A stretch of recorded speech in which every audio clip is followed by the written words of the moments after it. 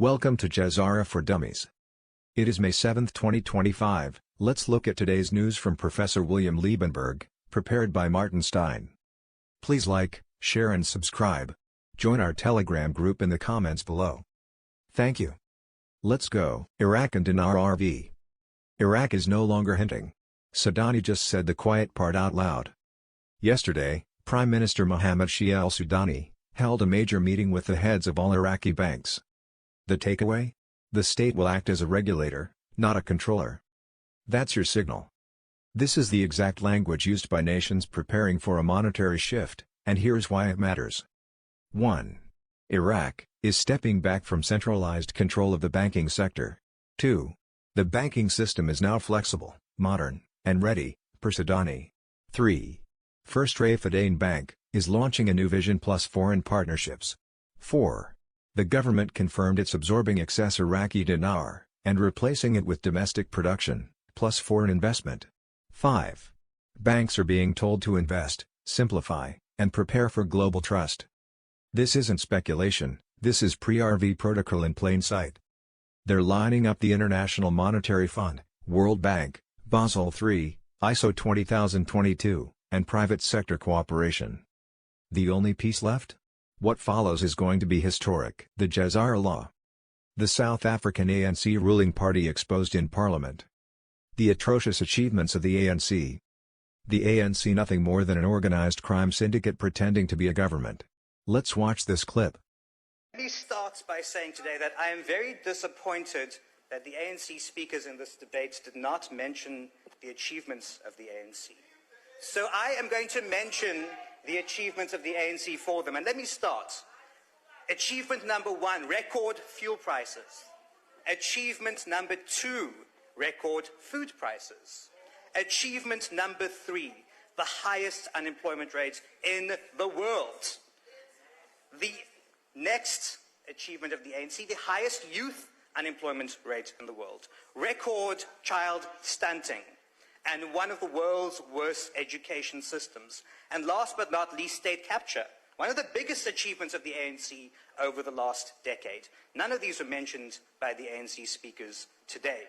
And in fact, state capture showed us that the ANC has done something fundamental in terms of transformation. They've transformed an entire political party into a criminal syndicate. That is some kind of record. No other party in the world has achieved that. So these are your real achievements. And I really wish when you came up here that you debated what you have done and achieved in this country. And then you say that you're not oblivious to the cost of living. This is the same government that puts out an incorrect fuel price and fleeced consumers for a week. This is the same government that takes more than half of the cost of a litre of petrol for itself. If you were actually interested in the cost of living, you could have cut the fuel levy today as one of your proposals. So don't give yourself false public platitudes. The rising prices of bread, fuel, and milk, and other basic goods could be arrested if the government wasn't so greedy that it took more than 10 rand per litre of fuel. U.S. officials introduced a law to sanction South Africa. Officials in the United States Congress have introduced a bill to sanction senior South African government and ANC officials who support their adversaries. The bill states that, no later than 120 days after enactment, the President, in consultation with the Secretary of State and the Secretary of the Treasury, shall submit to the appropriate congressional committees a classified report including 1. A list of senior South African government officials and ANC leaders that the United States President determines have engaged in corruption or human rights abuses. 2. The report will also include a detailed explanation describing the conduct forming the basis of the person's inclusion on the list, and the expected timeline for sanctions. One of the many points states as follows: the ANC-led South African government's history of substantially mismanaging a range of state resources, and often being proven incapable of effectively delivering public services, threatening the South African people, and the South African economy. ANC, your time is up. Showdown over new race laws in South Africa. Business interest group Sakeliga and the National Employers Association of South Africa are adding to the opposition to the new Employment Equity Amendment Act and its regulations. They have called the laws unconstitutional, impossible, and harmful, adding that the regulations herald perhaps the most sweeping racialization of the labor market, threatening to destroy hundreds of billions of rand in economic value if diligently enforced. This is a huge development. Stephen Miller's America First Legal has filed a lawsuit against Chief Justice John Roberts. It's beginning. In a fiery move to restore executive authority, America First Legal, led by Trump's powerhouse advisor Stephen Miller, has filed a blockbuster lawsuit against Chief Justice John Roberts and Robert J. Conrad, head of the Administrative Office of the U.S. Courts.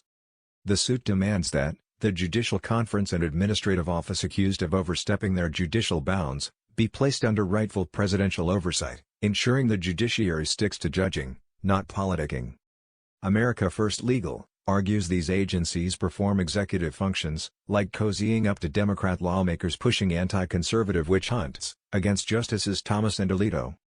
This is a major win for President Trump's agenda to drain the swamp and protect the separation of powers.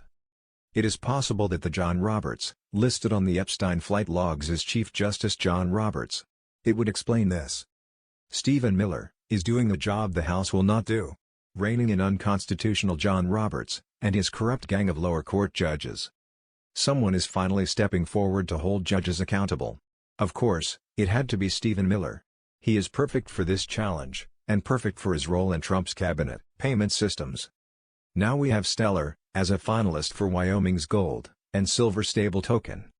We had Elon Musk and L. Dixon at the Secured Automated Lending Technology Blockchain Symposium in Wyoming back in October. Stellar was selected as a finalist among 5 Layer 1 networks for the development of the Wyoming State Stable Token. The stablecoin will be backed by $500 million in gold from the Kyrgyz Ministry of Finance, with plans to expand reserves to $2 billion. Commodities. Breaking news: the Reserve Bank of India says the share of gold in India's forex reserves has doubled in 4 years. BRICS. They are also bringing their gold home. The Seven Kingdoms. Carney: Canada is not for sale. Trump: time will tell. Never say never. Think that's a threat? Let's watch this clip. When you consider what Mr. Carney just said, that Canada is not for sale, does this make the discussion a little more difficult to start on? No, not at all. No, not at all. No, time will tell. It's only time. But I say, never say never. I've had many things that were not doable, and they ended up being doable, and only doable in a very friendly way. But if it's to everybody's benefit, Canada loves us, and we love Canada. That's, I think, the number one thing that's important. But we'll see. I mean, over time, we'll see what happens. Trump: U.S.-Canada border is an artificial line. This Trump says right to Carney's face while he shifts uncomfortably. Let's watch this clip. Well, I still believe that, but takes two to tango, right? But no, I do. I mean, I believe it would be a massive tax cut for the Canadian citizens. You get free military, you get tremendous medical cares and other things. There would be a lot of advantages, but it would be a massive tax cut. And it's also a beautiful, as a real estate developer, I'm a real estate developer at heart. When you get rid of that artificially drawn line, somebody drew that line many years ago with like a ruler, just a straight line right across the top of the country. When you look at that beautiful formation when it's together, I'm a very artistic person, but when I looked at that beauty, I said that's the way it was meant to be. But I do feel it's much better for Canada, but we're not going to be discussing that unless somebody wants to discuss it. The Empire returns, the new global order for the new world. Alliance in action. Empire may soon become a buzzword for discussing the direction in which the world's political organizations are heading. U.S. President Donald Trump's incessant talk of annexing Canada and Greenland to the U.S., the musings of Dutch politicians about splitting up Belgium, these are just the first sips of the great debate that will inevitably emerge as the order created in the second half of the 20th century unravels. This order, it should be remembered, was based on granting independence to as many people as possible. The U.S., which promoted this concept, always assumed it was much easier to subjugate small and weak countries economically than to deal with large territorial powers. There are now signs that empires may return to world politics, not just as echoes of the past. First, in a functional sense, as a way of organizing security and development in a chaotic world, both for the empire's own people, Trump's Make America Great Again springs to mind, and for other nations under its wing. These discussions are becoming inevitable as old frameworks collapse, and crises grow, whether we like them or not. Trump often warns that if the US doesn't take Canada or Greenland, China or Russia will. Russia, of course, has no such plans. But it's becoming axiomatic that direct administrative control is seen as essential for future security. True equality demands cultural cohesion, or at least a foundation for it. Culture binds you together.